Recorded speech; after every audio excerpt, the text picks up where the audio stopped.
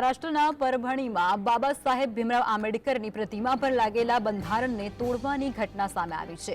બંધારણની રેપ્લિકાને તોડવાની ઘટના બાદ પરભણી શહેરમાં હિંસા ફાટી નીકળી હતી। અનેક વિસ્તારોમાં આગજનની દેવામાં આવી હતી તો પરિસ્થિતિ પર નિયંત્રણ મેળવવા માટે પોલીસ દ્વારા ફ્લેગ માર્ચ પણ કરવામાં આવી રહ્યું છે।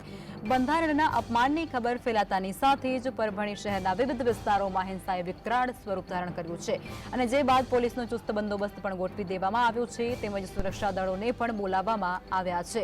પોલીસ દ્વારા શાંતિના તમામ પ્રયત્નો હાથ ધરવામાં આવી રહ્યા છે। પરભણી શહેરમાં 144 લાગુ કર્યા બાદ કલમ 163 પણ લાગુ કરી દેવામાં આવી છે।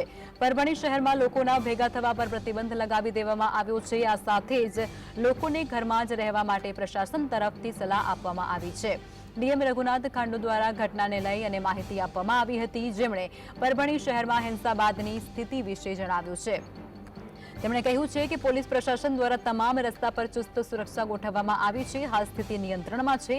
અમે વધારાની પોલીસ બોલાવી છે। વધુમાં તેમણે દરેકને શાંતિ જાળવવા માટે અપીલ કરી હતી।